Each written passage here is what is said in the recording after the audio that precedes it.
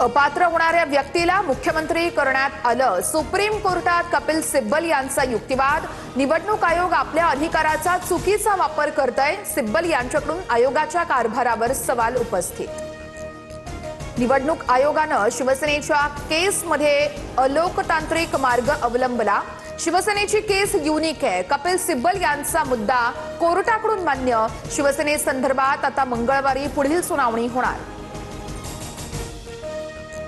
सध्याचा निवडणूक आयोग भाजपचा एजंट आहे। भ्रष्टाचार करून एका गटाला मान्यता दिली आणि पक्ष चिन्ह दिलं। संजय राऊतांचा केंद्रीय निवडणूक आयोगावर हल्लाबोल।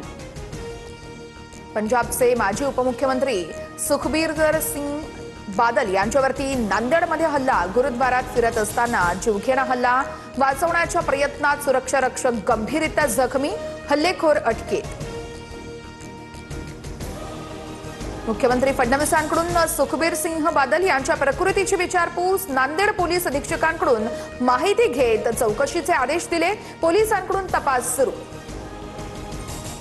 उत्तराखंडमध्ये माझ्या कार्यक्रमानंतर भाजपकडून स्टेजचं शुद्धीकरण करण्यात आलं। राज्यसभेत मल्लिकार्जुन खरगेंचा आरोप। तर या प्रकरणाची चौकशी करू, जेपी नड्डांचं राज्यसभेत आश्वासन। पिंपरी चिंचवडच्या मोशी कचरा डेपो दुर्घटनेतील मयत नागेश गायकवाड यांच्या पत्नीनं आपलं जीवन संपवलं। पती गेल्याच्या नैराश्यातून टोकाचं पाऊल उचलल्याचा पोलिसांचा अंदाज। भोसरी पोलीस ठाण्यामध्ये आकस्मिक मृत्यूची नोंद। पालकमंत्री पदाबाबत शिंदे फडणवीसांमध्ये काय चर्चा झाली याबाबत माहिती नाहीये। मात्र रायगडचा पालकमंत्री भरत शेठच होणार। भरत गोगावलेंकडून विश्वास व्यक्त। 10 लाखांच्या बदल्यात 30 लाखांच्या बनावट नोटा। नाशिकमध्ये मोठ्या रॅकेटचा पर्दाफाश। त्र्यंबकेश्वर रोडवरील एका बंगल्यात सुरू होता नोटा छापण्याचा कारखाना। 5 आरोपींना अटक।